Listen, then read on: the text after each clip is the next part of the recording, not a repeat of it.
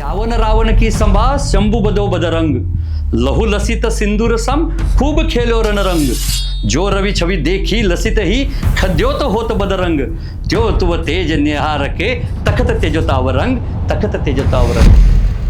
काय आहे नेमका बलिदान मास आणि तो केव्हापासून सुरू झाला? की महाराजांनी 40 दिवस अत्याचार सहन केले, आपण 1 महिना तरी, म्हणून आम्ही बलिदान मास पाळतो. आजच्या तरुणांनी संभाजी महाराजांच्याकडून काय प्रेरणा घेतली पाहिजे? निर्व्यसनीपणा, चारित्र्य, धर्मनिष्ठा आणि आई वडिलांचं स्वप्न पूर्ण करण्यासाठी स्वतःचं बलिदान द्यावं, तरी खऱ्या अर्थाने संभाजी महाराज तुम्हाला आम्हाला समजले असं म्हणावं लागेल. बऱ्याचशा लोकांना ती अपरिचित आहे या 2 प्रसंगांमधली, की जिथे संभाजी महाराजांचं इतिहासातलं महत्व त्या लहान वयात सुद्धा उठून दिसतं. की संभाजी महाराजांवरती शिवरायांनी केलेला संस्कार आहे तो, की या आलमगीर बादशाच्या पुढे झुकायचं नाही. हा शंभूबाळ, म्हणजे काही संस्कार हे पुस्तकातून दिले जातात आणि काही संस्कार हे आपल्या कृतीतून दिले जातात. काय द्याल त्या पिढीला संदेश या पॉडकास्टच्या माध्यमातून? सोशल मीडियावरती जय शंभूराजे लिहून चालणार नाही. संभाजी महाराज त्याच्या खूप पलीकडे आहेत. जिजाऊंचा संभाजी महाराजांच्यावरती आयुष्यावरती सुरुवातीच्या काळात त्या संस्काराचा एकंदरीत कसा परिणाम झाला? म्हणजे आई विना पोर म्हणून एक वेगळ्या प्रकारची सहानुभूती म्हणण्यापेक्षा एक वेगळ्या प्रकारच्या जबाबदारीने पालन पोषण मासाहेब जिजाऊंनी त्यांचं केलं. पण मला थोडक्यात सांगा की बलिदान मास पाळला पाहिजे हे नेमकं कधी आणि कुणी सुरू केलं? बलिदान मास ही संकल्पना सुरू केली श्री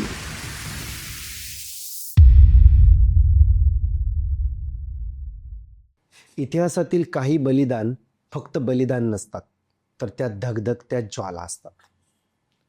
छत्रपती संभाजी महाराज स्वराज्याचे दुसरे छत्रपती, ज्यांच्या देहाचे तुकडे झाले पण विचारांचा एकही कण हलला नाही. 40 दिवस अमानुष अत्याचार, अकल्पित वेदना, तरीही ते डगमगले नाहीत. काय होती त्यामागची प्रेरणा?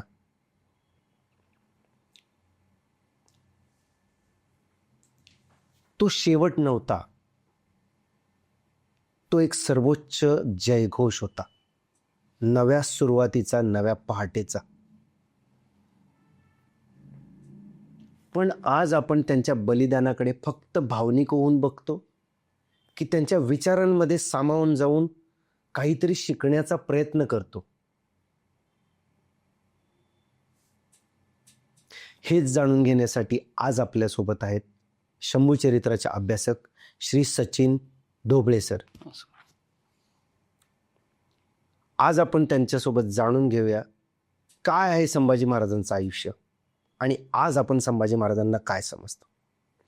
नमस्कार सर. नमस्कार. स्वागत आहे तुमचं आपल्या या मुद्द्याचं बोलायच्या पॉडकास्टमध्ये. सर, सुरुवातच मला अशी करायची आहे की संभाजी महाराजांचा जो इतिहास आहे तो त्यांच्या बलिदानाकडचा आहे, तो आपण जाणारच आहोत. पण त्याहीपेक्षा मला थोडंसं त्यांच्या बालपणाकडे तुम्हाला घेऊन जायचं आहे सुरुवातीला. ते म्हणजे ज्या वेळेला संभाजी महाराजांचा जन्म झाला त्यावेळेला सईबाई निधन पावल्या आणि महाराज जवळ नव्हते. महाराज अफजल खानाच्या भेटीसाठी तयारी करत होते. महाराजांना सुद्धा असंख्य वेदना होत्या आपली धर्मपत्नी गमावल्याच्या, आणि त्या दरम्यान संभाजी महाराजांवरती जिजाऊंचे संस्कार झाले होते. ज्या जिजाऊंनी स्वराज्याचे पहिले छत्रपती घडवले त्या जिजाऊंचे संस्कार छत्रपती संभाजी महाराजांच्यावरती झाले. तर मला जाणून घ्यायचे आहे की जिजाऊंचा संभाजी महाराजांच्यावरती आयुष्यावरती सुरुवातीच्या काळात त्या संस्काराचा एकंदरीत कसा परिणाम झाला? निश्चितच संभाजी महाराज म्हणजे या महाराष्ट्राने अनुभवलेलं एक असं स्वप्न की कदाचित या देशामध्ये इतकं तेजस्वी पराक्रम, तेजस्वी बलिदान देणारा व्यक्ती या पृथ्वीवरती किंवा या महाराष्ट्रात जन्माला आला आणि ते आपले पूर्वज होते याचा आपल्याला अभिमान असला पाहिजे. संभाजी महाराजांचा राजकारणातला प्रवेश, आज राजकारणात जर उतरायचं असेल तर निवडणूक लढवायची असेल तर 21 वर्ष पूर्ण असावी लागतात. तुम्हाला विधानसभा लोकसभा लढवायची असतील तर 25 वर्ष किंवा 30 वर्ष आवश्यक असतात. संभाजी महाराजांचा राजकारणात प्रवेश 2.25 वर्षात असताना झाला. बर. गोष्ट अशी की सईबाई साहेबांचं निधन झालं आणि अफजल खान चालून येत होता. बरोबर आहे.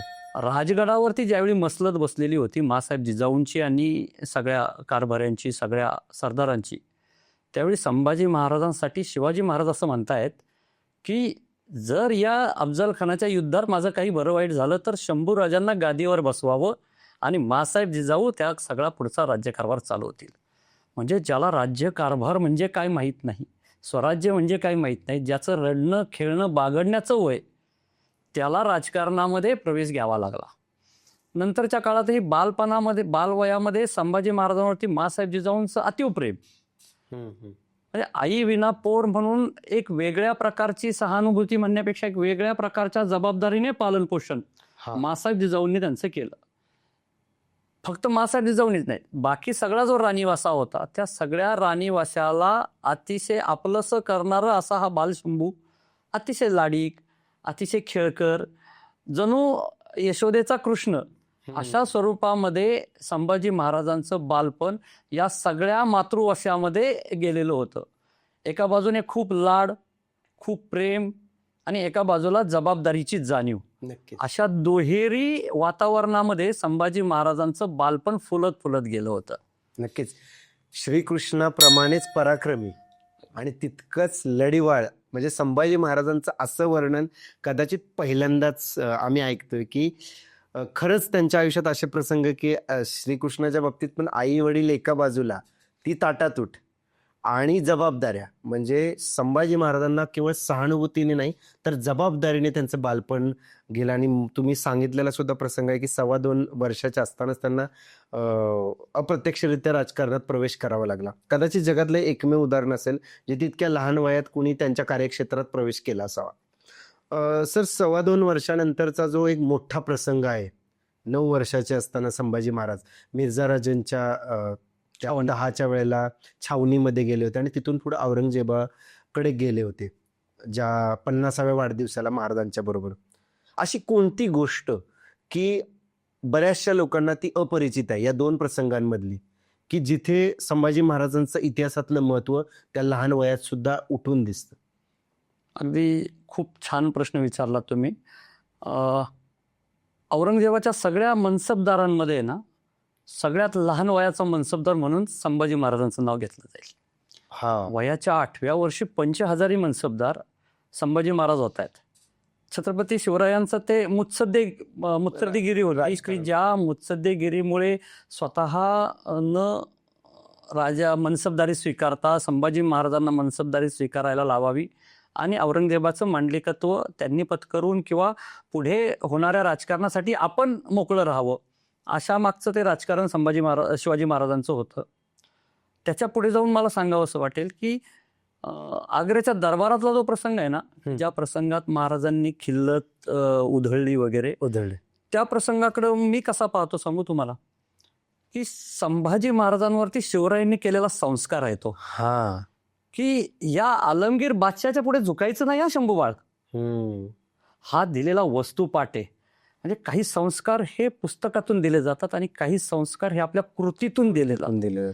संभाजी महाराजांवरती शिवरायांनी औरंगजेबाच्या दरबारात दाखवलेला बाणेदारपणा दुसरं तिसरं काही नसून संभाजी महाराजांच्या शेवटच्या काळातला जो बाणेदारपणा आहे ना, त्याची बीज ही त्या आग्र्याच्या दरबारामध्ये संभाजी महाराजांच्या समोर तिथं पेरली गेलेली होती. हा संभाजी महाराजांचं वेगळेपण आपल्याला या ठिकाणी पाहायला मिळेल. खरं खरं, नक्कीच हा संदर्भ अगदीच लागतो की वयाच्या 9व्या वर्षी जे धडे दिले गेले त्याचाच तो उहापोह किंवा त्याचाच तो साक्षात्कार संभाजी महाराजांच्या रक्तात होताच. ती प्रेरणा रक्तात होती, ती शिकवण रक्तात होती. म्हणूनच त्या बलिदानाच्या वेळा त्यांनी सर्वोच्च बलिदान दिलं. मी त्या बलिदानाकडे येणारच आहे, पण तरीही मला त्याच्या अगोदर संभाजी महाराजांच्या आयुष्याविषयी जाणून घ्यायचं आहे की शिवाजी महाराज गेल्यानंतर सुद्धा वयाच्या 23व्या वर्षी साधारणतः संभाजी महाराजांच्यावरती जबाबदारी आली. कौटुंबिक कलह असेल किंवा अष्टप्रधान मंडळांकडून त्यांच्याविषयी झालेले जे काही राजकारण असेल, त्यातून बाहेर निघत असताना अतिशय संयमरित्या त्यांनी पूर्ण आपल्या हातात यंत्रणा घेतली आणि शत्रूला नामोहरम करण्याचं काम चालू ठेवलं आणि सतत 9 वर्ष त्यांनी अजिंक्य राहण्याचं काम केलं. त्याविषयी मला जाणून घ्यायचं आहे, त्या पराक्रमाविषयी, की कशी होती ती 9 वर्ष? संभाजी महाराजांना ज्यावेळी पन्हाळा किल्ल्यावरनं रायगडावरती येणं, त्याच्या अगोदर या अष्टप्रधान मंडळांपैकी 7 जणांनी बंड करणं, तिथून मोहिते मामांकडे जाणं, आणि मोहिते मामा तर सोयराबाईंचे सख्खे बंधू, ते तर आपल्याला सामीलच होतील, अशा भावनेने ते अष्टप्रधान मंडळ त्यांच्याकडे जाणं. परंतु त्या सगळ्याच्या पाठीमागं संभाजी महाराजांची न्याय्य भूमिका, न्याय्य वारसदार, आणि औरंगजेब आता दिल्लीतनं खाली उतरणार ही पार्श्वभूमी असताना झालेली ही घटना, याच्याकडं त्यावेळी हंबीरराव मोहिते असतील सरसेनापती, किंवा छत्रपती संभाजी महाराज असतील, यांनी त्या प्रसंगाचं गांभीर्य ओळखून सगळ्या कारभाऱ्यांशी नंतर जुळवूनही घेतलेलं आहे. म्हणजे जरी समजा त्यांनी महाराजांविरुद्ध कट केलेले आहेत, तरी सुद्धा प्रत्येकाला महाराजांनी एकदा अभय दिलेलं आहे. संभाजी अगदी महाराज अनाजी दत्तोंना देखील सचिव पदावरून मुजुमदारी दिली आणि त्यांना सांगितलं की आता तुम्ही काही वेगळं वागू नका, स्वराज्याशी आपलं इमान आहे, त्या इमान आपण सगळ्यांनी स्वराज्याच्या पायी आपण राखूयात, अशा स्वरूपाचं सगळ्यांना दिलं. त्यातल्या काही जण नैसर्गिक मृत्यूने मरण पावले, त्यांच्या मुलांना त्या ठिकाणी काही त्या जागा त्यांनी दिल्या. अनेक जण तर शिवाजी महाराजांचे बालमित्रच होते, कारण जसे संभाजी महाराजांचे बालमित्र होते, जसे शिवाजी महाराजांचे काही सवंगडी म्हणून त्यांच्याकडे पाहिलं जातं, ते शेवटपर्यंत त्यांच्या सोबत होते, तसे संभाजी महाराजांचे सुद्धा अनेक मित्र, प्रधान जे झालेले होते ते निळोपंत, अशी अनेक मंडळी, निराजी रावजी वगैरे, ही सगळी, प्रल्हाद निराजी, ही मंडळी जी होती, ही सगळी मंडळी संभाजी महाराजांची फार जवळची होती. त्यामुळे संभाजी महाराजांनी त्यांच्या मार्गदर्शनामध्ये किंवा त्यांच्या सोबत राहून हा सगळा सत्ता संघर्ष दूर करून नंतर औरंगजेबाशी, म्हणजे मोगलांशी, आदिलशहाशी, कुतुबशहाशी, डच, इंग्रज, फ्रेंच, पोर्तुगीज, सिद्धी, या सगळ्यांना जरब बसवण्याचा पराक्रम संभाजी महाराजांनी त्यांच्या सहकार्यांच्या जोरावरती केला. पुढची 9 वर्ष, अगदी 9 वर्ष महाराजांनी तो संघर्ष अविरतपणे केला. म्हणजे एक अभ्यासू नेतृत्व असं संभाजी महाराजांना म्हणता येईल, मुत्सद्दी नेतृत्व म्हणता येईल, की आपल्या सहकाऱ्यांना पूर्ण दोष न देता आधी त्यांना एक संधी सुद्धा दिली त्यांनी, आणि त्यांचं जे स्वराज्यातलं जे स्थान होतं, योगदान होतं, त्याला दुर्लक्षित नाही केलं, आणि मग त्यांना सोबत घेऊनच पराक्रम केला. पण दुर्दैवाने त्यांना काही निर्णय घ्यावे लागले. संभाजी महाराजांबद्दल हा आक्षेपच उठवला जातो की त्यांनी त्यांच्या सगळ्या मानकरी जे होते किंवा अष्टप्रधान मंडळ होतं, त्यांना शिक्षा दिल्या वगैरे. त्या शिक्षा कधी दिल्यात?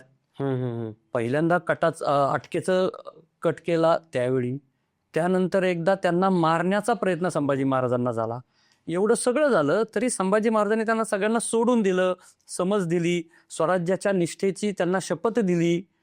परंतु तरी सुद्धा ज्यावेळी शहजादा अकबर हा महाराष्ट्रामध्ये आला, संभाजी महाराजांच्या आश्रयासाठी आला, त्याच अकबराला पत्र पाठवून ही मंडळी असं म्हणतायत की तू आम्हाला मदत कर, म्हणजे आम्ही तुला बादशाह बनवू आणि तू संभाजी महाराजांना आपण ठार करूयात. तो अकबराने ती बातमी संभाजी महाराजांना दिली. मग संभाजी महाराजांनी या पलीकडे आणखी काय करायला हवं होतं, आणि त्यानंतर मात्र एकदा, दोनदा आणि 3 वेळा झालेल्या चुकीनंतर संभाजी महाराजांनी त्या सगळ्या दोषी व्यक्तींना खटले चालवून साक्षी पुराव्यानिशी आरोप सिद्ध झाल्यानंतर त्यांना शिक्षा देण्याचं काम संभाजी महाराजांनी केलेलं आहे. संभाजी महाराज तापट आहेत, संभाजी महाराज शीघ्रकोपी आहेत, संभाजी महाराज उग्र आहेत, हा सगळा त्यांच्याबद्दलचा दावा खोटा आहे. संभाजी महाराज हे शिवाजी महाराजांचे पुत्र आहेत, न्यायी असणाऱ्या शिवाजी महाराजांचे पुत्र आहेत. जसा शिवाजी महाराजांनी सगळ्यांना न्याय देण्याचं काम केलं, त्यांच्या पावलावरती पाऊल ह्या शिवपुत्रांनी टाकलेलं आहे. नक्की संभाजी महाराजांच्या बद्दल अशा वावड्या उठवल्या गेल्या काही वर्षांमध्ये, बऱ्याच पूर्ण, आणि आत्ताच संभाजी महाराजांबद्दल अभ्यास व्हायला लागला या 5-25 वर्षांमध्ये आपल्याला म्हणता येईल. आणि संभाजी महाराजांचं खरं रूप, त्यांचा जो काही त्यांचा पराक्रम आहे तो आता आपल्यासमोर यायला लागलेला आहे. तुम्ही आत्ता उल्लेख केला की वेगवेगळ्या डच असतील, इंग्रज असतील, पोर्तुगीज असतील, ह्या सगळ्यांशी त्यांनी कशी लढाई दिली, कसं मुत्सद्देगिरीचं राजकारण केलं. तर या दरम्यानच मला त्यांच्या पराक्रमाच्याकडे जाण्या अगोदर मला त्यांची जी अभ्यासू वृत्ती होती ती जाणून घ्यायची. त्यांनी 7 शतक सारखा ग्रंथ लिहिला, बुधभूषण सारखा ग्रंथ लिहिला, आणि त्यांना असं म्हटलं जातं की त्यांना बऱ्याचशा भाषांचं ज्ञान होतं ते बोलू शकत होते. तर हे कसं होतंय, हे रूप संभाजी महाराजांचं काय होतं? जसं तुम्ही मगाशी म्हणाला होतात की माँसाहेब जिजाऊंनी संभाजी महाराजांवरती काय संस्कार केले. माँसाहेब जिजाऊंनी संभाजी महाराजांच्या या सगळ्या भाषा शिक्षणाची रचना केलेली होती. बर ज्यावेळी 8-9 वर्षाचे बाल संभाजी महाराज ज्यावेळी आग्र्याला गेले आणि त्यानंतर शिवाजी महाराज त्यांना सोडून आले, तिथून मथुरेमध्ये असताना तिथं अभ्यासाला सुरुवात झाली. नंतर परत महाराष्ट्रात आल्यानंतर त्यांच्या अभ्यासाची पूर्ण रचना माँसाहेब जिजाऊ आणि शिवरायांनी केलेली होती. मग संस्कृत भाषा असेल, वेगवेगळ्या भाषा, काही ठिकाणी तर असा उल्लेख आहे की संभाजी महाराजांना जवळजवळ 18 भाषा येत होत्या. म्हणजे इंग्रज अधिकाऱ्यांनी तर लिहून ठेवलंय की या युवराज संभाजीने आमच्याशी इंग्रजीमध्ये संवाद साधला, असे उल्लेख आपल्याला आढळतात. बुधभूषणम ग्रंथाबाबत तर आपण सगळेजण जाणतोच की राजकारणावरती आधारित असलेला हा ग्रंथ संभाजी महाराजांनी लिहून काढला. कृष्ण आणि राधेच्या प्रेमाबद्दलचे ग्रंथ महाराजांनी लिहिलेले आहेत. नखशिका असेल, नायिका भेद असेल, 7 शतक असेल, असे अनेक ग्रंथ महाराजांनी लिहिले. आणखी एक मला सांगायला या ठिकाणी आवडेल की 300-350 वर्षांनंतर शिवरायांचा राज्याभिषेक ही इतिहासातील अद्वितीय घटना होती. बरोबर आहे. तो राज्याभिषेक करण्यासाठी काशीवरून गागाभट्ट आलेले होते, परंतु त्याची संहिताच तयार नव्हती की राज्याभिषेकाची काय संहिता असावी, काय विधी असावेत. आणि मग गागाभट्टांनी हे सगळे ग्रंथ सगळ्या ग्रंथ प्रमाणातनं ओव्या शोधून, श्लोक शोधून त्याची संहिता तयार केली. त्या संहितेला नाव दिलं राजाभिषेक प्रयोग. आणि हा राजाभिषेक प्रयोग ग्रंथ गागाभट्ट त्या बाल युवराज संभाजी महाराजांना समर्पित करतात. कारण या संभाजी महाराजांनी हा राजाभिषेक प्रयोग ग्रंथ तयार करण्यासाठी गागाभट्टांना सहाय्य केलेलं आहे. असे अतिशय विद्वान असणारे शंभू महाराज हे आम्हाला सर्वांना या ठिकाणी अतिशय प्रेरणादायी आणि अभ्यासू म्हणून संभाजी महाराज आम्हाला प्रेरणादायी आहेत. नक्कीच नक्की. संभाजी महाराज विद्वान होते, अभ्यासक होते, हे तुम्ही सांगितलं. पण बऱ्यापैकी जर तुम्ही इतिहास वाचला किंवा जो काही प्रचार प्रसार होतोय, तर नेहमी संभाजी महाराज आक्रमक होते, पराक्रमी होते, हे जास्त अधोरेखित केलं जातं. असं का होतंय? आपण इतिहासामध्ये महापुरुषांची तुलना करायची सवय फार लागलेली आपल्याला. शिवाजी महाराजांचा स्वभाव हा एक प्रकारचा स्वभाव होता. शांत, धीर गंभीर, विचारपूर्वक निर्णय करणं आणि मग पुढे जाणं. बरोबर आहे. तसाच स्वभाव संभाजी महाराजांचा असणं ही अपेक्षाच करणं चुकीची आहे. बरोबर आहे. दोन व्यक्ती आहेत, त्या दोन व्यक्ती वेगवेगळ्या आहेत. दोन व्यक्तींच्या जबाबदाऱ्या वेगळ्या आहेत. शून्यातून स्वराज्य निर्माण करणारे शिवराय आणि शिवाजी महाराजांनी निर्माण केलेलं स्वराज्य फुलवण्याची जबाबदारी, मोठं करण्याची, वाढवण्याची जबाबदारी पडलेले संभाजी महाराज. या दोघांच्या भूमिका पूर्ण वेगळ्या आहेत.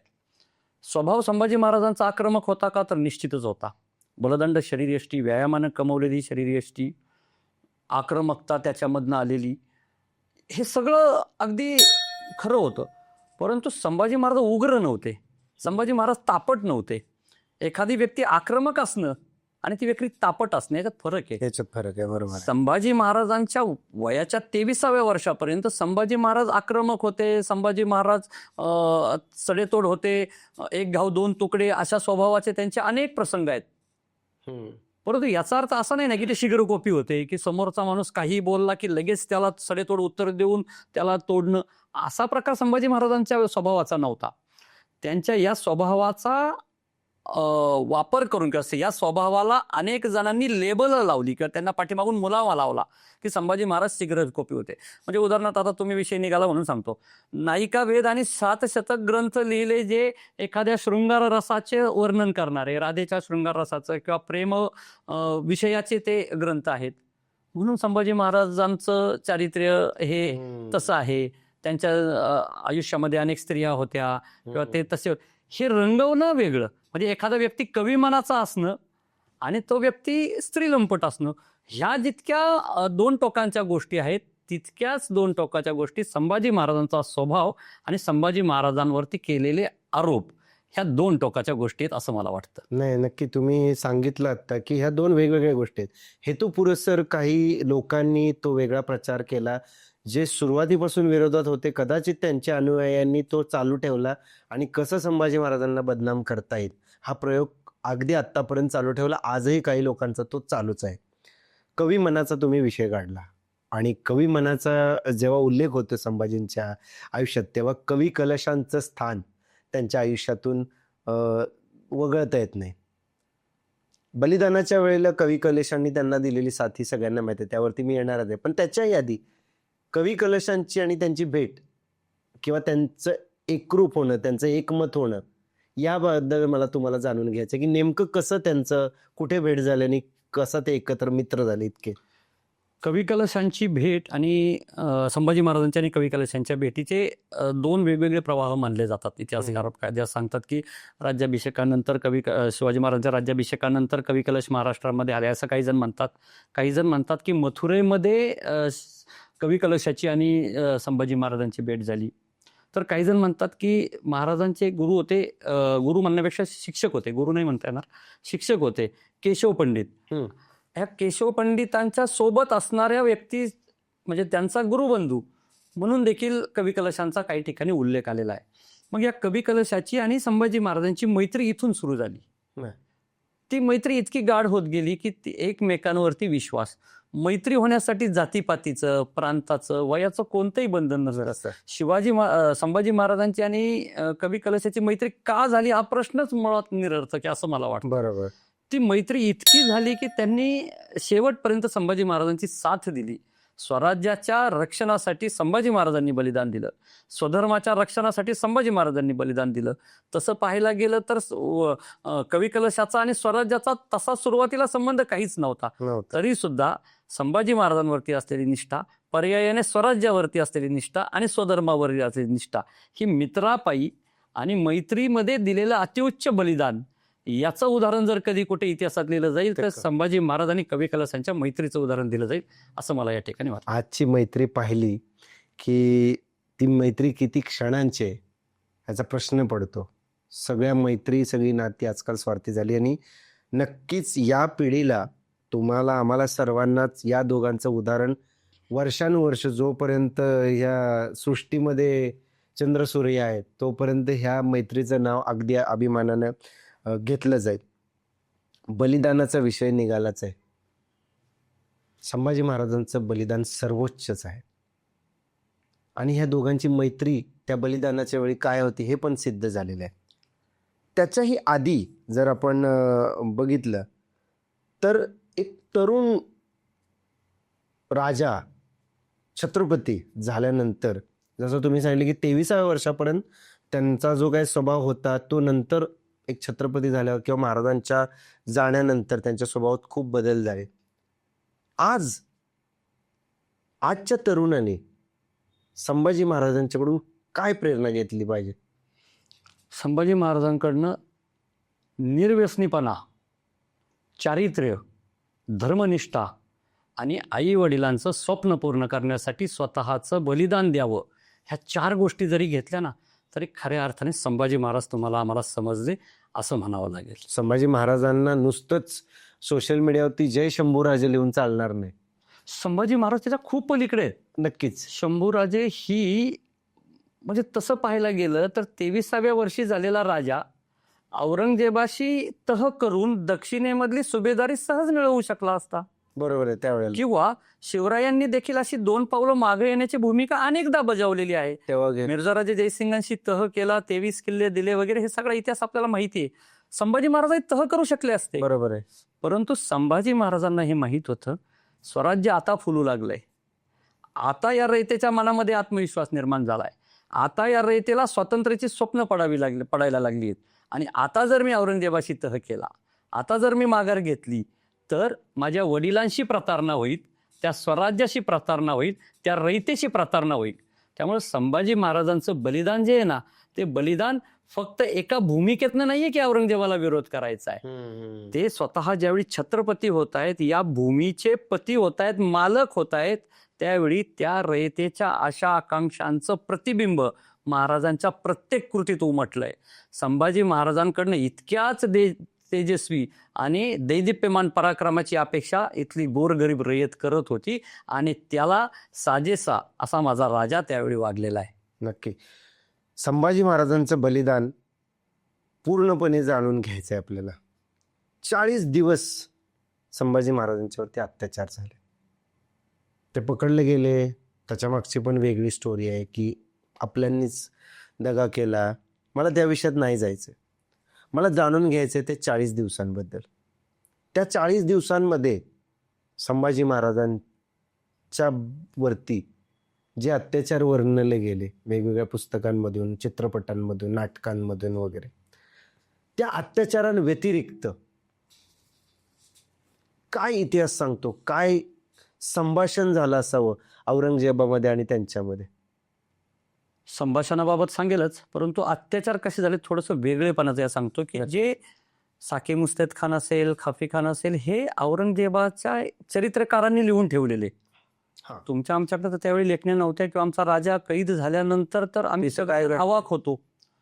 परंतु त्यांनी असं लिहून ठेवलंय की ज्यावेळी संगमेश्वराला महाराजांना पकडलं त्यावेळी या कराड तिवसा घाटातनं संभाजी महाराजांना 6 दिवसांमध्ये अकलूज मार्गे पांडेवडगावचा बहादूरगड जो आहे पांडेपेडगावचा, त्या पांडेपेडगावच्या बहादूरगडावरती नेण्यात आलं. नेताना कमालीची गुप्तता पाळण्यात आली. स्वराज्याच्या सीमेतून जितक्या लवकर मोगली सीमेत घुसता येईल तितक्या लवकर मोगली सीमेमध्ये घुसण्यात आलं. त्याच प्रकारे तो जो मार्ग होता त्या सगळ्या मार्गावरती इतक्या कडक चौक्या पहाऱ्या बसवण्यात आल्या की कुणाला शंकाही आली नाही की राजाला पकडून नेलं जातंय. काही ठिकाणी तर उल्लेख आहे की पकडल्यानंतर त्याच दिवशी महाराजांचं मुंडन केलं गेलं. त्यामुळे कोणतरी एक मोठा कैदी पकडून नेला जातो एवढंच लोकांना माहिती. महाराजांची कपडे उतरवण्यात आली, त्यांना इराणी कपडे इराणी टोपी घालण्यात आली, जबली घालण्यात आली, त्यानंतर काटेरी साखळदंड बांधण्यात आले, तख्ताकुला बांधण्यात आला, उघड्या बोडक्या उंटावरती उलट बांधण्यात आलं, छावणीमधनं त्यांची धिंड काढण्यात आली. ती लहान लेकरं बाळ्या बापड्या पोरं त्यांना दगड फेकून मारू लागली. संपूर्ण शरीर रक्तबंबाळ झालेलं होतं.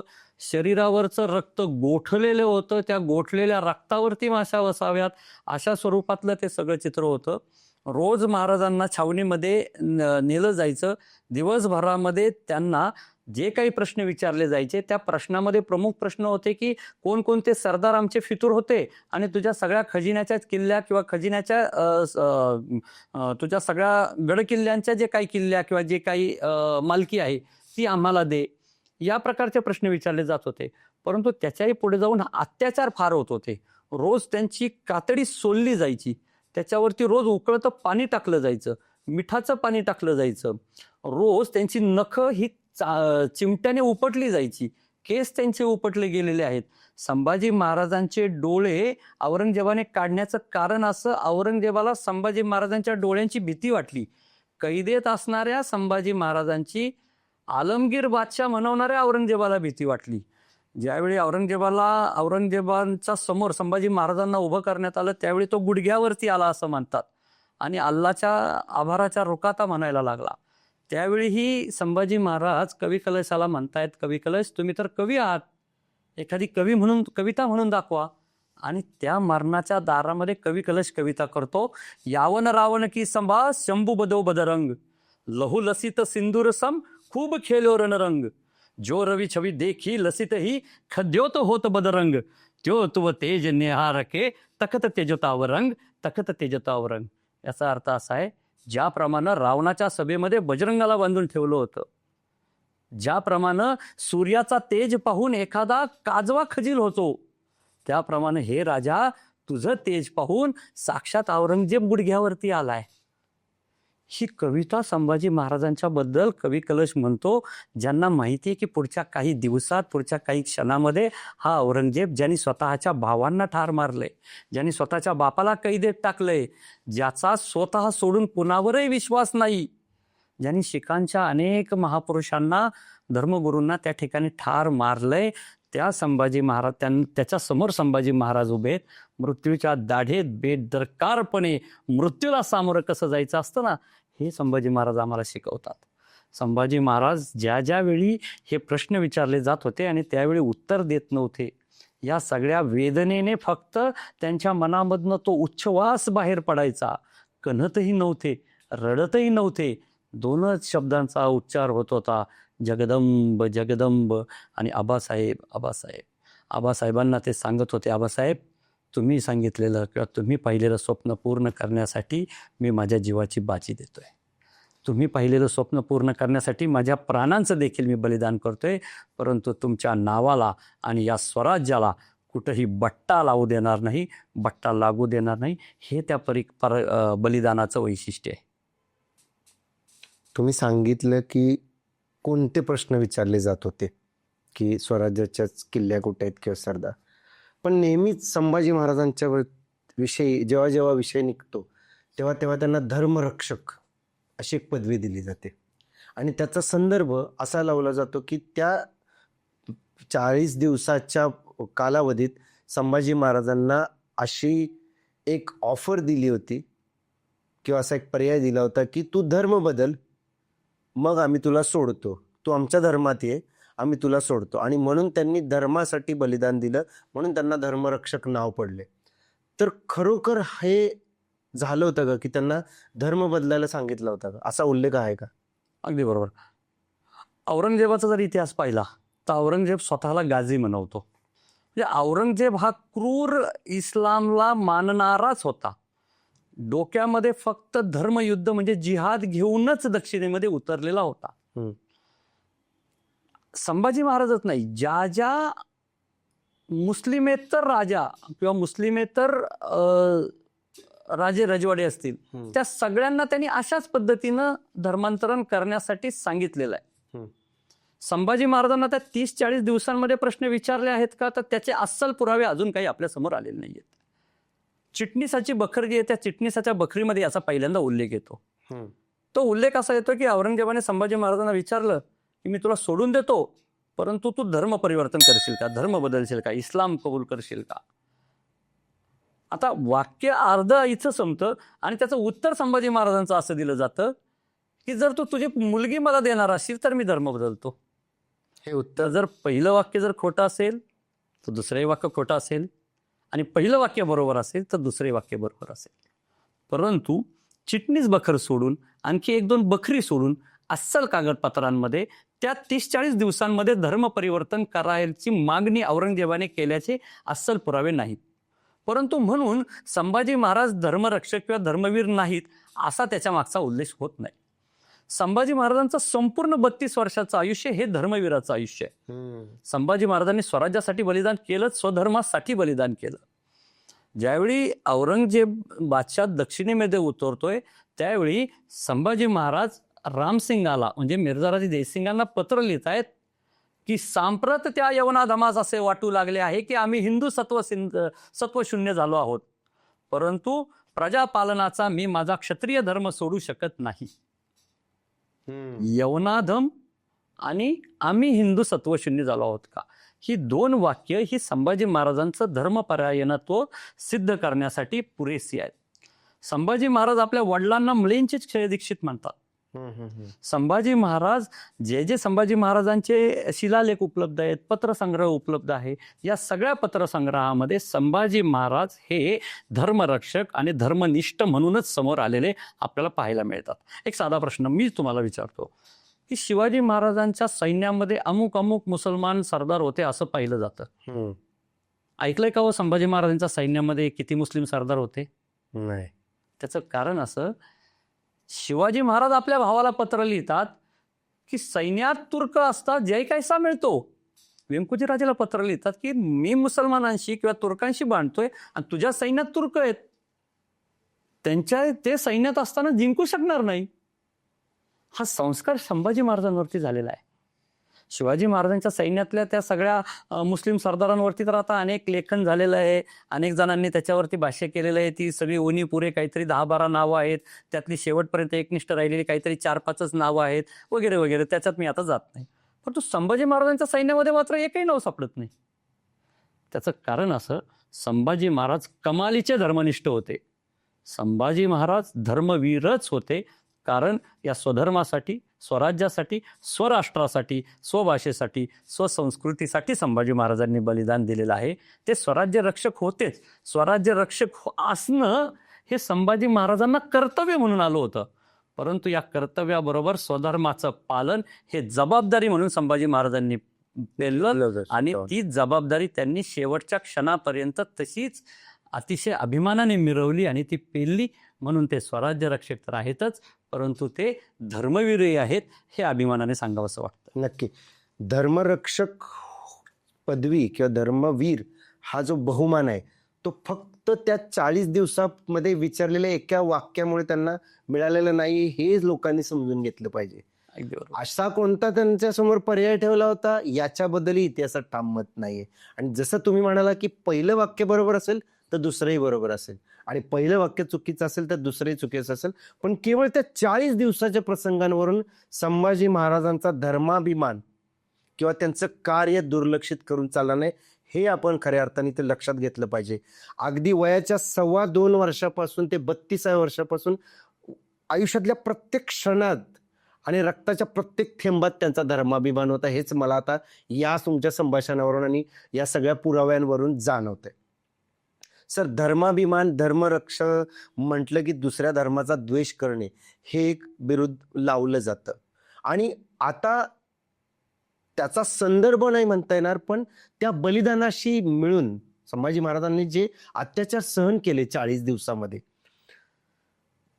मी आता या आधुनिक भारतात आजच्या 2026 जे मी लहानपणापासून ऐकतोय, जे तुम्ही सुद्धा त्यात काम करता, की संभाजी महाराजांनी धर्मासाठी बलिदान दिलं आणि धर्माची ऑफर नाकारली, ते धर्मरक्षक आहेत. आणि मग एक प्रवाह आहे जो कदाचित त्याच्याबद्दल गैरसमज आहेत, म्हणून मी तुम्हाला विचारतोय की बलिदान मास साजरा म्हणजे तो पाळला जातो, ते 40 दिवस ते 30-35 दिवस जो संभाजी महाराजांच्यावरती अन्याय झाला तो बलिदान मास पाळला जातो. या बलिदान मासाबद्दल बरेचसे गैरसमज आहेत. काही जणांना वाटतं की संभाजी महाराजांनी धर्मांतर नाकारलं म्हणून ते धर्मरक्षक आहेत, आणि म्हणून काही लोक बलिदान मास पाळतात की आम्ही आमच्या धर्माचं रक्षण करण्यासाठी. काही लोकांना असं वाटतं की संभाजी महाराजांनी जे बलिदान केलं त्यावेळेला आम्ही नव्हतो किंवा आम्ही त्यासाठी काही करू शकलो नाही, म्हणून आम्ही बलिदान मास पाळतो. काय आहे नेमका बलिदान मास आणि तो केव्हापासून सुरू झाला? संभाजी महाराजांचं जे बलिदान आहे ते धर्मासाठी, याचे तर मी अनेक पुरावे देऊ शकेल. पोर्तुगीजांशी झालेली लढाई, सिद्धीशी झालेली लढाई, औरंगजेबाशी लढाई, अनेक पत्रांमधनं संभाजी महाराजांचं धर्माभिमानत्व सिद्ध होईल, त्यात काही दुमतच नाहीये. तो कदाचित वेगळा एपिसोड आपण एखाद्या वेळी करूयात की फक्त संभाजी महाराज धर्मवीर कसे. मला या ठिकाणी बलिदान मासाबद्दल सांगायचं आहे की संभाजी महाराजांना पकडल्यानंतर संभाजी महाराजांचं बलिदान होईपर्यंत 40 दिवस झाले. या 40 दिवसांमध्ये संभाजी महाराजांना सोडवायला कसं कोणी गेलं नाही? नक्कीच मी तो प्रश्न विचारणार. संभाजी महाराजांच्या या सगळ्या बलिदानानं, म्हणजे या सगळ्या मधल्या कैदेमध्ये उठाव का झाले नाहीत किंवा काय असं होतं? त्याचं कारण असं की मी मगाशी बोलताना सांगितलं की पहिली गोष्ट तर कमालीची गुप्तता पाळण्यात आली. दुसरी गोष्ट अशी की ज्या संगमेश्वराला संभाजी महाराजांना पकडण्यात आलं त्यावेळी मालोजी बाबा घोरपडे आणि त्यांचा मुलगा संताजी घोरपडे हे दोघेही त्या महाराजांच्या सोबत संगमेश्वराला असण्याचे पुरावे आहेत. परंतु त्यानंतर 300 जणांची तुकडी घेऊन संभाजी महाराजांनी त्यांना रायगडाकडे पाठवले, कारण जुल्फिकार खान रायगडाला वेढा देण्यासाठी येऊन ठेपलेला होता. आणि रायगडावरती सगळा राणीवासा, रामराजे आणि शाहू महाराज म्हणजे छोटे संभाजी महाराज हे सगळे तिथं होते. ती राजधानी जर पडली असती ना, एक वेळ राजा पडला तर कदाचित त्याचा फार रयतेच्या मनावर परिणाम होणार नाही, परंतु रायगड पडलेला दिसेल, राजधानी पडलेली दिसेल आणि रयत सगळी हडबडून जाईल. या सगळ्या भावनेतनं सगळ्यांनी लक्ष केंद्रित केलं रायगड वाचवण्याकडे, सगळ्याच मानकऱ्यांनी. संभाजी महाराजांना सोडवण्याचे प्रयत्न झाले नाहीत असं नाही. संभाजी महाराजांना अनेक जणांनी सोडवण्याचे प्रयत्न केले, ज्याच्यामध्ये आप्पा शास्त्रींचा उल्लेख केला जातो, त्याच्यामध्ये ज्योत्याजी केसरकरांचा उल्लेख केला जातो, अंबा घाटातनं धनगरवाड्यातल्या पोरांनी उठाव केला असंही काही ठिकाणी म्हटलं जातं. रायप्पा महाराजचा देखील ज्योत्याजी केसरकरांसोबतच ते होते, त्यांचाही उल्लेख केला जातो. या सगळ्यांनी आपापल्या परीने अयशस्वी प्रयत्न केले, परंतु खरं लक्ष होतं राजधानीवरती. आणि राजधानीवरती संभाजी महाराजांना राजधानी वाचवावी या नादामध्ये राजाकडं थोडंसं ज्या पद्धतीनं औरंगजेबाच्या एवढ्या 3-5 लाखाच्या फौजेमध्ये प्रतिकार करण्यासाठीच्या तयारीसाठी आपलं मराठ्यांचं सैन्य तयार नव्हतं. त्यामुळे कदाचित ते संघटित प्रयत्न असे त्यावेळी झाले नाहीत. कदाचित ते शल्य आमच्या मनामध्ये, तो शोक आमच्या मनामध्ये. संभाजी महाराजांना 40 दिवसामध्ये जे अनन्वित अत्याचार मागाशी मी उल्लेख केला, महाराजांचं अंग सोललं जात होतं, उकळतं पाणी टाकलं जात होतं, नखं उपटली जात होती, त्रास दिला जात होता, काटेरी साखळदंड शरीरामध्ये होते, डोळे काढले गेले, जीभ उपटली गेली. अशा स्थितीमध्ये संभाजी महाराजांच्या बलिदानाची प्रेरणा घेऊन, ज्या संभाजी महाराजांना त्यावेळी नाही आम्ही वाचवू शकलो, संभाजी महाराजांच्या बलिदानाचा उपकार म्हणून आज आम्ही आमचे सण समारंभ, आमच्या घरातली देव, आमच्या देवळातील देव, आमच्या घरापुरची तुळस, मंदिरावरचे कळस हे सगळे शाबूत आहेत ते त्या संभाजी महाराजांमुळं. त्यांनी 30-40 दिवस जे अन्याय अत्याचार त्यांनी जे काही सहन केले, जो त्रास त्यांनी सहन केला, तो त्रास आम्ही वाचवू शकलो नाही याचं शल्य इथल्या प्रत्येक मराठी माणसाच्या किंवा प्रत्येक संभाजी महाराजांना बाप मानणाऱ्याच्या मनामध्ये निर्माण झाला पाहिजे. म्हणून आम्ही बलिदान मास पाळतो की महाराजांनी 40 दिवस अत्याचार सहन केले, आपण 1 महिना तरी. आम्हाला काय अत्याचार सहन करायचे? संभाजी महाराजांसारखी कातडी सोलवून घ्यायची आहे का? संभाजी महाराजांसारखे आम्हाला काहीतरी आमच्या शरीरावरती आघात करायचे का? नाही. आम्हाला आमच्या आवडीची एखादी वस्तू सोडायची आहे. आम्ही गोड खाणं आम्हाला आवडतं, आम्ही गोड सोडणार. आम्हाला चहा पिणं फार आवडीचं आहे, आम्ही चहा पिणं सोडणार. बाहेर हॉटेलिंग करणं हे सध्या फार सगळीकडे जोरात आहे, आम्ही हॉटेलिंग करणं सोडणार. रोज गादीवरती झोपणारे आम्ही नाही, आम्ही 1 महिना आम्ही जमिनीवरती झोपणार. आम्ही पायामध्ये चप्पल घालणार नाही, आम्ही 1 वेळी उपाशी राहू. संभाजी महाराजांचं निर्व्यसनीपण तर सिद्ध झालेलंच होतं. आम्हीही व्यसन करत नाही, परंतु तरीसुद्धा आम्हाला आवडीची एखादी सवय असेल तर ती सवय आम्ही सोडणार. तुम्हाला खोटं वाटेल, मी 3री-4थीची मुलं पाहतोय ती बलिदान मास पाळतायत आत्ता. याचं कारण असं, त्यांना त्यांच्या राजाविषयी काहीतरी कणव आहे, राजाने केलेल्या उपकाराची जाणीव आहे आणि त्या उपकारातून उतरई होण्याचा एक छोटासा प्रयत्न म्हणून आम्ही बलिदान मास हा पाळत असतो.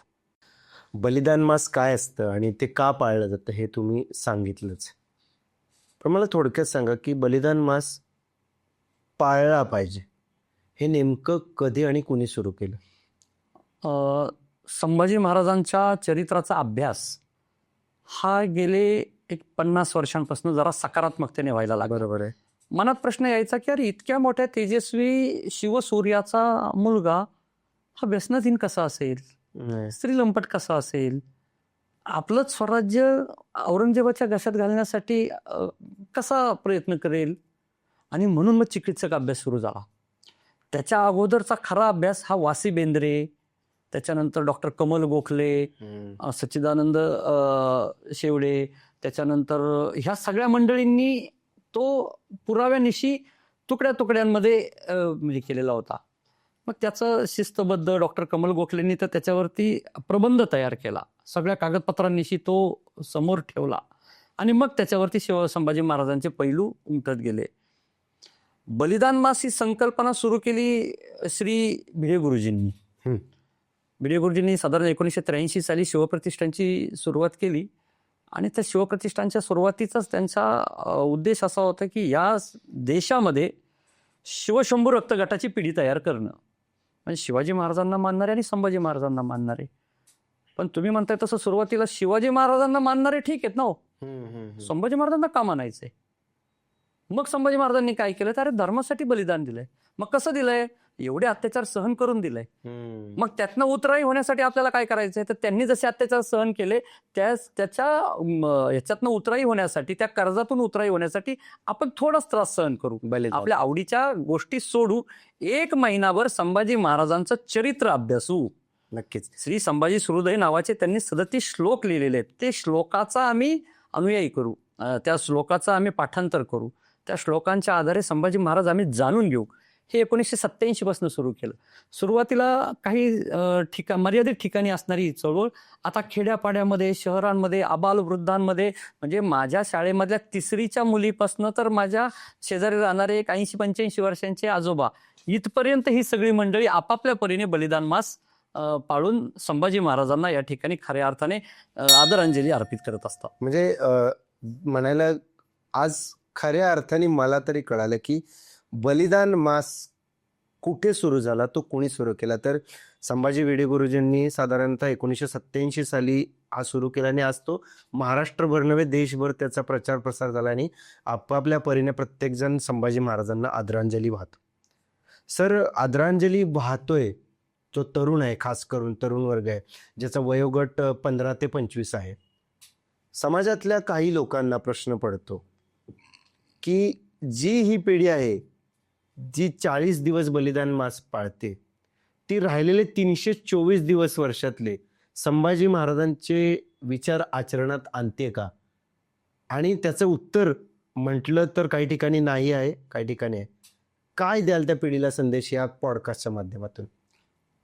जसं मी मगाशी सांगितलं की धर्मवीर संभाजी महाराजांनी 40 दिवस यातना सहन केल्या म्हणून संभाजी महाराज धर्मवीर ठरत नाहीत. संभाजी महाराजांचं उन्हपूर्व 32 वर्षाचं आयुष्य स्वधर्मासाठी, स्वराष्ट्रासाठी, स्वसंस्कृतीसाठी आणि या स्वतःच्या राज्याच्या रयतेसाठी त्यांनी समर्पित केलं होतं. तसं या 40 दिवसांच्या बलिदान मासातून प्रेरणा घेऊन 324 दिवस माझा हा तरुण व्यसन मुक्त राहिला पाहिजे.